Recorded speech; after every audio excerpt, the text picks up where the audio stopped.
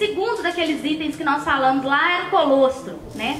Colostro, gente, é a estratégia de manejo talvez mais antiga que exista em relação à criação de bezerras, né? Se a gente pegar o Junior Dairy Science ou qualquer outra publicação, os primeiros exemplares lá dessas publicações, a gente já vai ouvir falar de colostro, né? Que é a estratégia de manejo mais importante para o sucesso da criação de bezerras, né? O nosso sucesso começa e pode terminar aí nessa fase inicial. Bom, o colostro tem 3 papéis principais.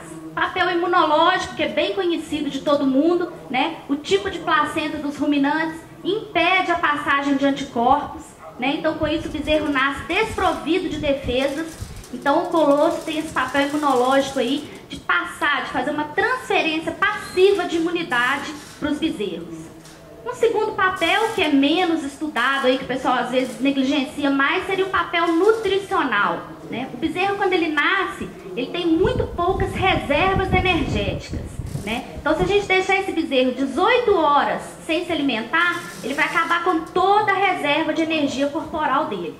E aí vem o colostro, né, que é um alimento extremamente rico em nutrientes, ele tem concentração de nutrientes superior ao do leite para quase todos os nutrientes. Então ele vai ter um papel extremamente importante nessa fase inicial de fornecer energia para o bezerro recém-nascido, tá? Além disso, a gente fornecendo esse colostro aí morno, né, numa temperatura de morno para quentinho, vai ajudar o bezerro a manter a temperatura corporal.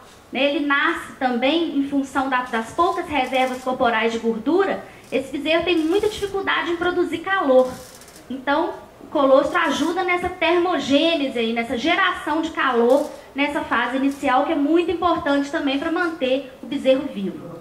E um terceiro ponto, que é um ponto aí onde a gente está tendo mais avanços da pesquisa nos últimos tempos, é na detecção de algumas substâncias que a gente chama de fatores de crescimento e de hormônios que estão relacionados a uma série de papéis no organismo da bezerra, indo desde a modulação do desenvolvimento do sistema gastrointestinal desse bezerro até uma série de outros papéis que a gente vai falar um pouco durante a palestra, tá? Então, dentro do colostro a gente tem aí, digamos, um pacote completo de sucesso para a criação, para a fase inicial de criação das bezerras. Então, muita atenção em relação ao colostro. Então, o que seriam as estratégias de manejo, né? O que fazer em relação ao colostro? Primeiro ponto, a bezerra deve ingerir 100 gramas de imunoglobulina G, é um dos anticorpos que está presente no colostro, o mais cedo possível após o nascimento.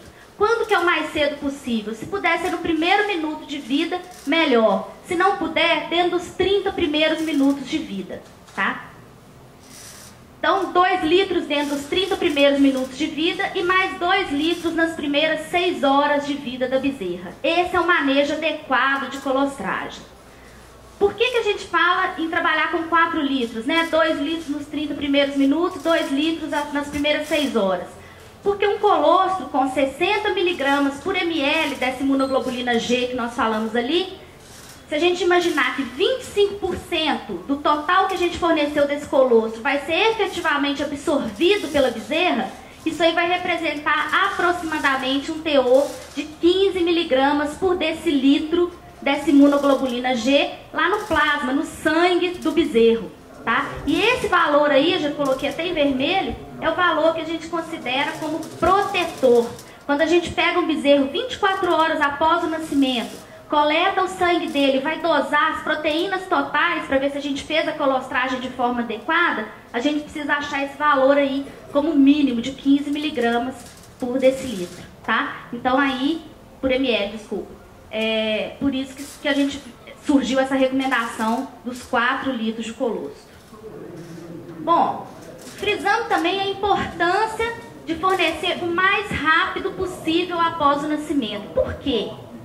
Por causa da permeabilidade intestinal nos primeiros momentos de vida do bezerro. No primeiro desenho ali, o que a gente observa?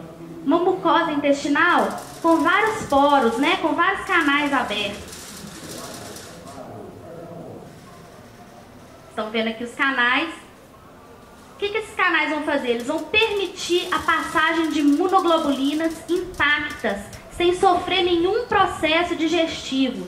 E isso é importante, a imunoglobulina tem que estar intacta para ela cair na circulação sanguínea e promover uma imunidade eficiente para o animal. O que acontece com o passar das horas? Esses poros vão se fechando, tá? Então eu desenho aqui de baixo, ó. Com 24 horas de vida, esses poros estão praticamente fechados. Então a gente não tem mais absorção das imunoglobulinas. Por que a gente então continua dando colostro aí 3 dias, né, depois do nascimento? Porque essas imunoglobulinas vão ter um papel de proteção local. Elas vão proteger essa mucosa intestinal aqui contra o ataque de micro-organismos. Mas a absorção a gente não tem mais. Por isso que a gente tem que correr contra o relógio nessa fase inicial para fornecer o colostro o mais rápido possível. Pensando num outro ponto aí, imaginando aqueles poros ali.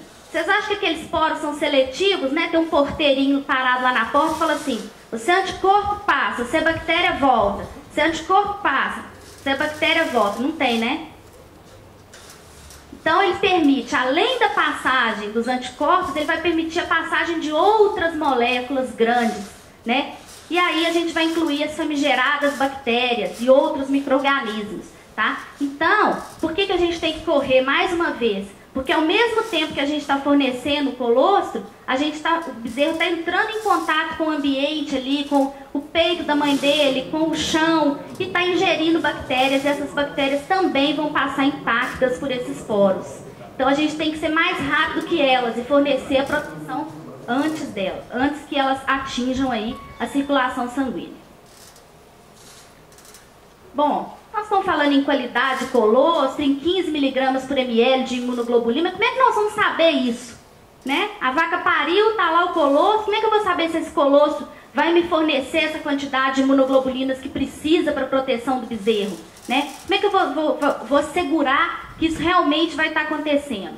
Existe uma ferramenta de manejo que eu acho essencial que toda fazenda que queira criar bem as bezerras tenha, que é o colostrômetro. Tá? O colostrômetro é um lactodensímetro. O que ele vai fazer? Ele vai medir a densidade do leite e, por extrapolação, vai indicar para a gente qual que é a concentração média de imunoglobulinas que tem nesse colostro. Tá? Então a gente pega um recipiente com leite, né?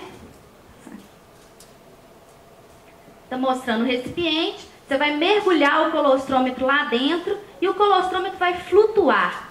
Aonde ele parar, aonde a linha do leite parar, a gente faz a leitura, né? E aí a gente tem, se essa linha do leite parar na parte vermelha, indica pra gente que esse colostro tem menos que 30 mg por ml de IgG, tá? Se parar aqui na faixa amarela, indica pra gente que ele tem uma concentração de IgG entre 30 e 60 mg por ml. Nenhum desses dois colostros interessa pra gente, nem o vermelho e nem o amarelo, né? São colostros vermelho de qualidade ruim e o amarelo de qualidade intermediária. Nenhum deles, se a gente fornecer os 4 litros, que é a recomendação, vão suprir esses 15 mg por ml de colostro, 15 mg por ml de imunoglobulina, que a gente colocou como alvo, como a necessidade do bezerro para ele estar protegido. Tá? O único colostro que interessa para a gente é quando a linha parar aqui nessa faixa verde, que indica que a gente tem mais que 60 mg por ml de IgG. Tá? Então só o colostro verde nos interessa para fornecimento para o bezerro. Tá?